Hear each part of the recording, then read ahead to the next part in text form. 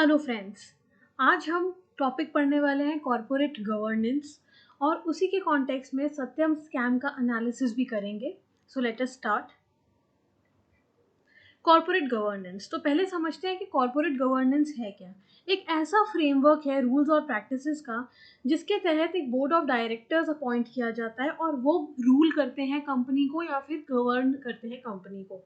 तो इस board of directors की क्या रिस्पॉन्सिबिलिटीज़ होती हैं कि वो चेक करें कि कितना अकाउंटेबल सिस्टम है, यानी कितने रिस्पॉन्सिबल वर्कर्स काम कर रहे हैं, कितनी ट्रांसपेरेंसी है स्टेक होल्डर्स और कंपनी के बीच में, और क्या सारी जो चीज़ें कंपनी कर रही है वो लॉज के अकॉर्डिंग हो रही है या फिर अगेंस्ट रूल्स एंड रेगुलेशंस जा रहा है। Also it includes protecting share holders, क्योंकि शेयर होल्डर्स एक बहुत इंपॉर्टेंट रोल प्ले करते हैं कंपनी में, तो उनके राइट्स और उनके ऑब्जेक्टिव्स को समझना और उसको सिग्निफिकेंस देना कॉर्पोरेट गवर्नेंस के अंडर हम स्टडी करेंगे। So now we are going to study corporate governance, the framework. So what is the framework? क्या क्या किया जाता है, क्या क्या काम होता है। So सबसे पहले होता है इंटरनल और एक्सटर्नल कॉन्ट्रैक्ट्स बनाए जाते हैं जो कि डिस्ट्रीब्यूट करते हैं रिस्पॉन्सिबिलिटीज़, राइट्स, रिवॉर्ड्स। यानी कि अगर एक शेयर होल्डर है उसे कितना परसेंट ऑफ प्रॉफिट देना है या कितना परसेंटेज ऑफ लायबिलिटी का इम्पैक्ट आएगा शेयर्स के ऊपर, ये सब जो डिसीजंस हैं वो प्री प्लान्ड होते हैं। तो इंटरनल और एक्सटर्नल कॉन्ट्रैक्ट्स बनाने और पॉलिसीज डिसाइड करनी कंपनी और स्टेक होल्डर्स के लिए। नेक्स्ट एक प्रोसीजर है जिससे कि फ्रेंडली रिलेशंस रहते हैं सारे स्टेक होल्डर्स के बीच में। कोई कॉन्फ्लिक्ट है अगर या कोई इशू है तो वो म्यूचुअल अंडरस्टैंडिंग से सॉल्व हो। क्या क्या किस किस के रोल्स हैं कंपनी में, क्या क्या स्टेक होल्डर्स से हम चाहते हैं, क्या एक्सपेक्टेशंस हैं, वो सब कॉर्पोरेट गवर्नेंस के अंडर आता है। Moreover corporate governance includes proper audits, यानी कि सुपरविजन होना चाहिए time and again, proper checks रखे जाने चाहिए डायरेक्ट या इनडायरेक्ट कंपनी के ऊपर, ये पता करने के लिए कि कोई मैल प्रैक्टिसेस या कोई करप्ट प्रैक्टिसेस तो नहीं चल रही हैं।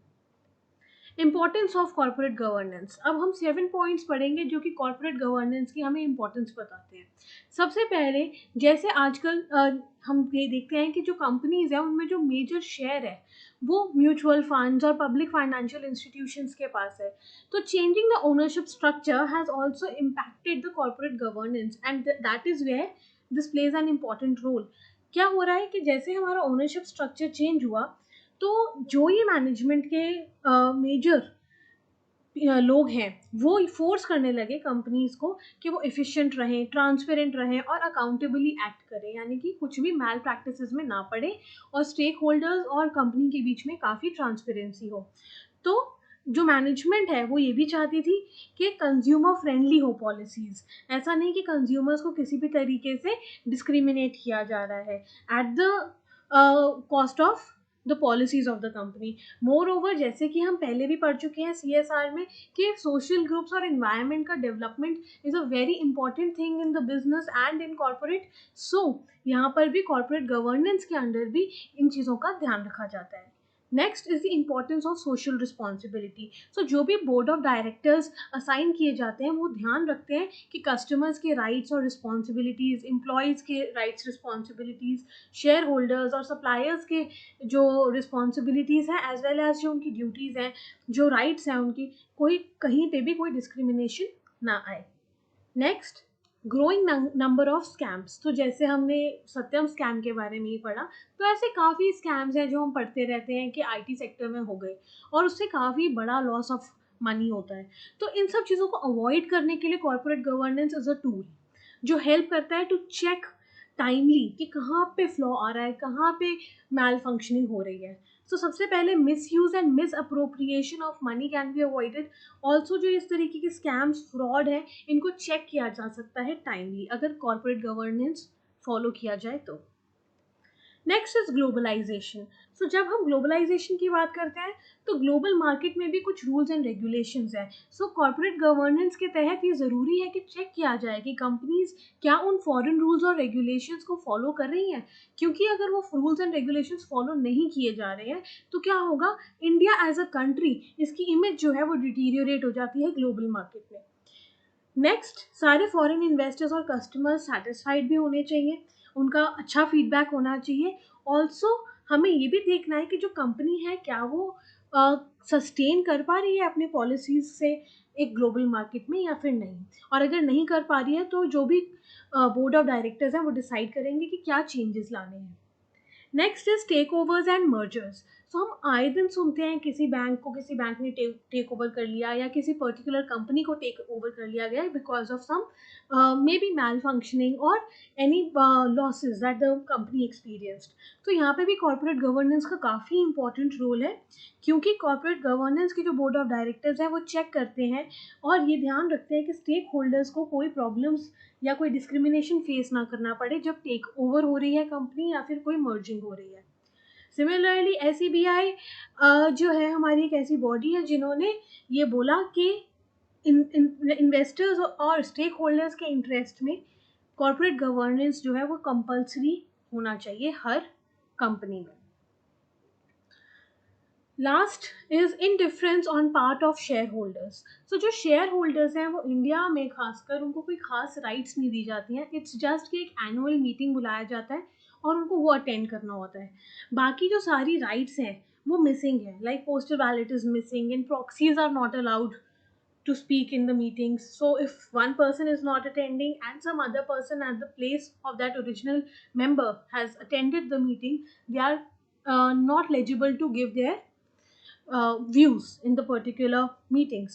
Moreover, directors they can misuse their powers for their own benefits because यहाँ पे shareholders का तो कोई say ही नहीं है। तो corporate governance ये check करता है कि सारे stakeholders of the company are satisfied and happy. So if you are liking the video, please like, share and subscribe to our channel. Moving on, let us read about Satyam scam. So what happened in this scam is that the founder of Satyam, that was Ramalinga Raju, confessed at the time of his retirement that he had made a fraud of rupees 7,800 crores in the company, and he had been making profits for years. He and his brother had hidden all the deception from the company's board and the senior managers. Moreover, this fraud was dubbed or it was called as India's Enron. So जितनी भी unethical decision इस company में लिए गए वो उनके पीछे काफ़ी ज़्यादा फोर्सेस थे, उसके पीछे बहुत सारे लोग रिस्पॉन्सिबल थे. It was not only the company. So let us read and come to know what were the other bodies that were responsible. So definitely this scam shows us that corporate governance is important, but here there were faulty auditing practices that were being functioned. Then there was misrepresentation of accounts to the board, stock exchange, and then regulators, investors. तो सबको झूठ बोला गया, सबको झूठे accounts दिखाए गए. This fraud misled the market and all stakeholders by lying about company's financial health. So obviously, if I am saying on the face that my company is doing a bit of profit, so the investors would also invest in my company according to the profit that I am declaring, and so forth. So if there is a faulty practice or a fraud going on in the base, things will definitely be affected. Next, revenues of operating profits, cash balances were grossly inflated to show company in good health. So a lot of falsified information was passed on ताकि company की जो image है वो बहुत अच्छी दिखे. और एक एग्जाम्पल ये भी है कि इस कंपनी को गोल्डन पीकॉक अवार्ड दिया गया था, जो कि गुड कॉर्पोरेट गवर्नेंस के लिए कंपनीज को दिया जाता है, जिसे बाद में बार्ड कर दिया गया बिकॉज ये स्कैम में इन्वॉल्व थे. Who is to be blamed? So first of all, the promoters. Next, the misinterpretation of the entire thing that was done was because of the auditors. जो ऑडिट कर रहे थे, जो सुपरविजन कर रहे थे, उन्होंने कभी चेक ही नहीं किया कि अकाउंट्स में कोई फ्लॉ है.